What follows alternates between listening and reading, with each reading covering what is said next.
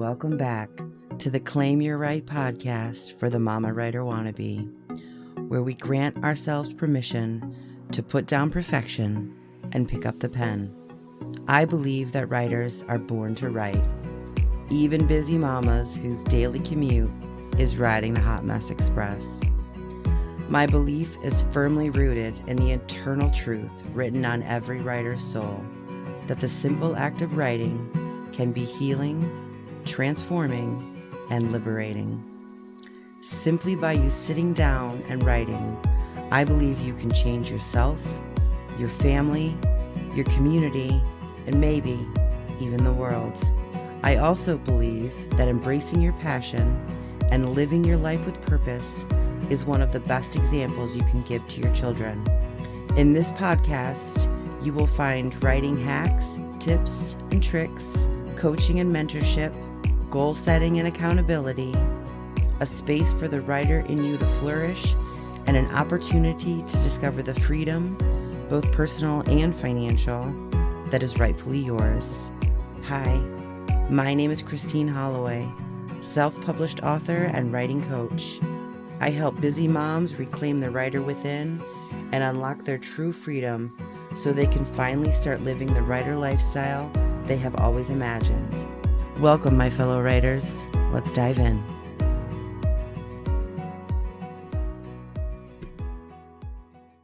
Hey, everybody. How's everybody doing? I cannot believe that we are 3/4 of the way through 2021 already. I don't know about everybody else, but 2021 seems to want to be as difficult as 2020, if not more so. But hopefully things will be winding down soon. Either way, it's now more important than ever to claim your right and to sit down and start writing that story, writing your story. We've gone through the Write Blueprint over the last 6 episodes, and I just wanted to remind you that my course is still available at the low introductory price, which you can find in the show notes and at my website. It's a lot more comprehensive than what I went through in the podcast. A lot more comprehensive, a lot more details, and it's got some extra bonuses, including an inspiration and accountability calendar. And I just added several different sheets. They are specifically about 2021 writing goals. If you already purchased the course, you can just go back on. They'll be available for you. But the reason I added them is these last 3 weeks, especially the last week, it became very apparent to me that 2021 is not going to be any less distracting than 2020. And so it's important to have that accountability. As a writer, you are your own boss. And while that in theory is a great idea, if you don't have the discipline to be able to sit down and write and do the tasks necessary, you might get to a point where you want to fire yourself. So by writing down specifics in terms of goals, it's much easier to stay on track. So when you wake up in the morning and you start doom scrolling, if you just have a vague idea in your mind of how many words you want down on the page or what chapter you need to get edited, all of these things, it's much easier to not get those tasks completed. If they are written down and you can look at it, it's like a mental shift. So if you do the work a little bit before and write down the goals, the paper, your plan can be your boss. Now, of course, things can change, but when it's written down, the distractions have less power. So my recommendation for your goals, and these are in the sheets in the Write Blueprint course, there's different templates. depending on which ones you like.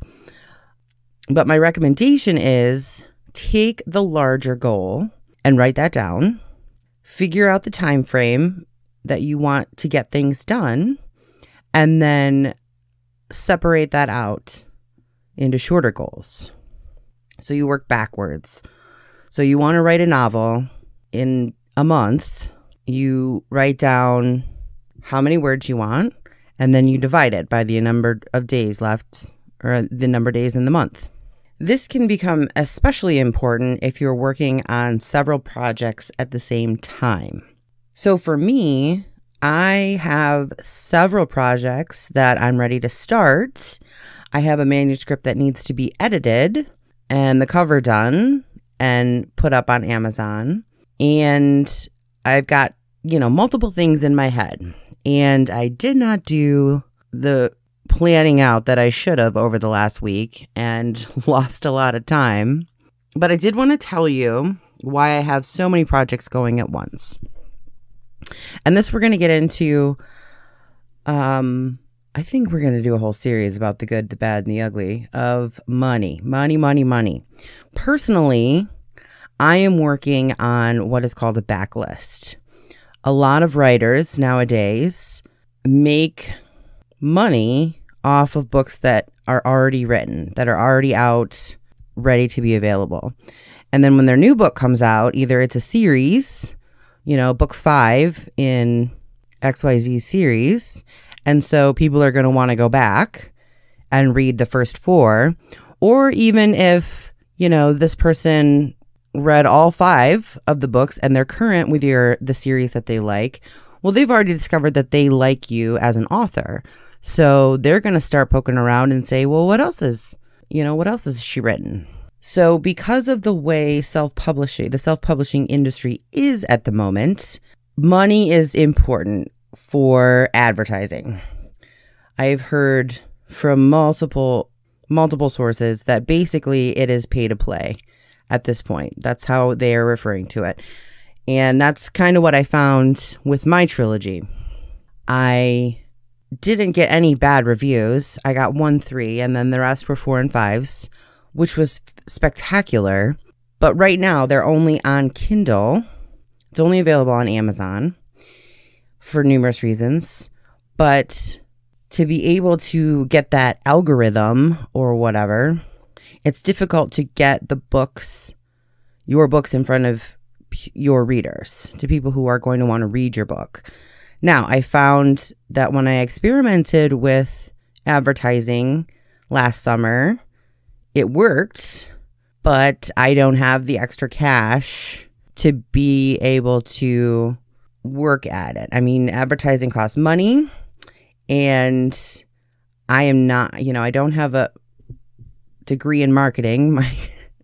My degree is in management, and I've been taking advertising courses, one through the self-publishing formula. Mark Dawson, awesome. I totally recommend his school. I learned so much in terms of self-publishing through his courses, and I think his Ads for Authors course is open right now. He only opens it like twice a year, so I would recommend that. But it's a process. I mean, it's a huge class. You've got to learn everything, and then you've got to have the money behind it. So I don't want to throw away money on ads that I don't know how to do. I am creating a backlist so that my ad dollars are going to go much farther.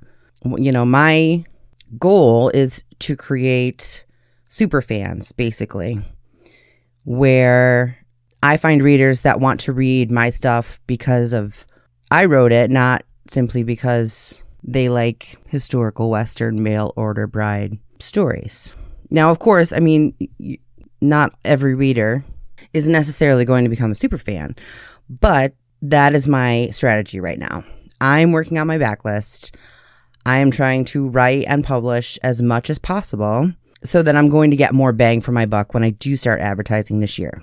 And I'm not going to be throwing away money because I don't know how. I'm also taking the advertising class, and I've actually taken a couple. If you look around, you can get free webinars one of my Facebook ads, and I will get all this information for you. Alana Terry, I think was her name. She did a free webinar and basically went through how to do a Facebook ad.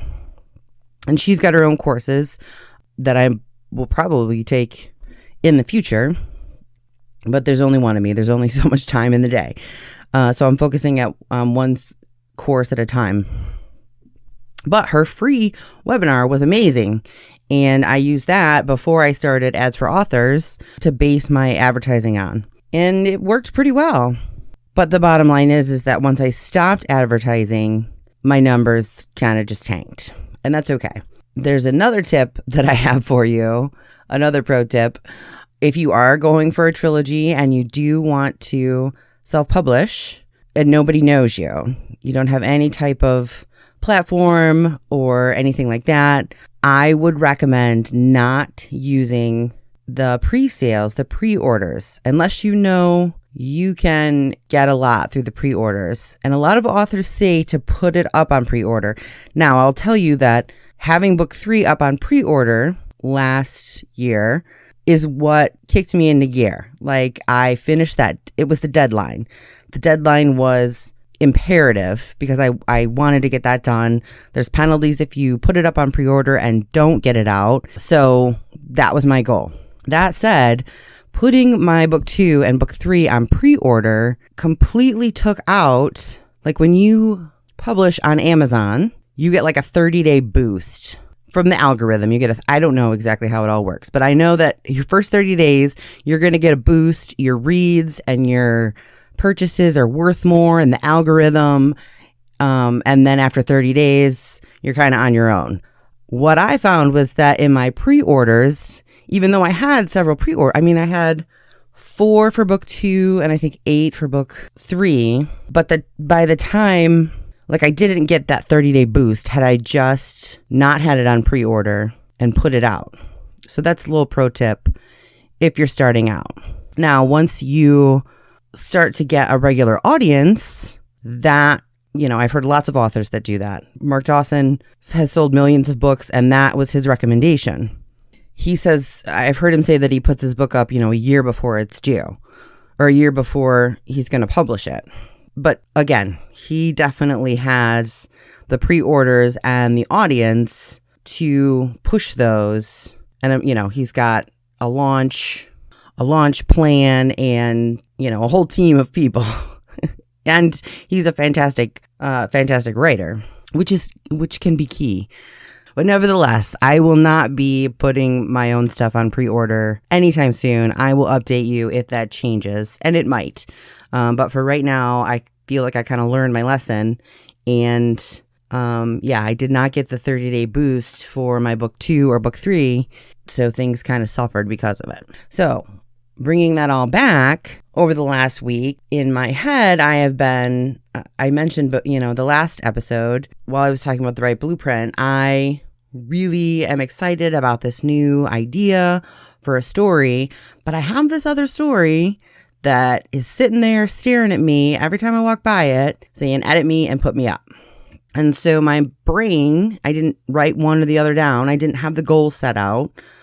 And, my brain is just like, arguing with myself, all the reasons why I shouldn't edit and save it for later, and all the reasons I shouldn't start, I shouldn't start my new story because I need to edit, but I shouldn't edit because of XYZ. So, and then I just end up not doing anything regarding my writing and listen to a whole bunch of conspiracy theory podcasts. And so another pro tip, if you need to go down the rabbit hole, go ahead and do that. Be gentle with yourself if you don't meet those goals, but definitely come back out of the rabbit hole. If you need a couple days, it happens to the best of us, especially if we're going to, write a book about Bigfoot. It could be even considered research, but it's easy to get trapped in those rabbit holes of distraction. So that is why, coming back full circle, write down your goals for this year. I would recommend a main goal. I'm going to write a book. I'm going to write a trilogy. I'm going to do X, Y, and Z. And then with this main goal, whether you're going to do word count or chapter, set a time frame, set a deadline for yourself, and then work back. So quite frankly, a 50,000 word book written over 25 days is 2,000 words a day. Now, if you're not there, that's fine. That's absolutely fine. But if you are there, you could even move it up to a 75,000 word book. And that over 25 days is just 3,000 a day.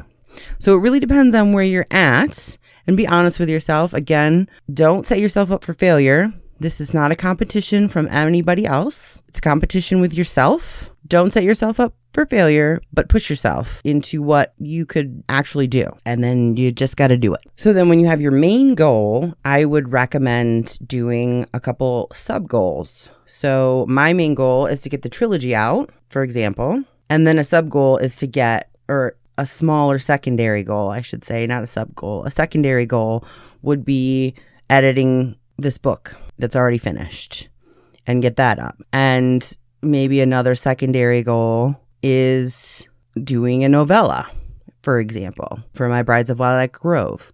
Also, there is the educational aspect that I was talking about. Unless you have the money to be able to hire advertising, which if you do, more power to you. But if you don't, look into courses. There's cheap courses, there's free courses. I will start putting resource links down for people that I have learned from in the past.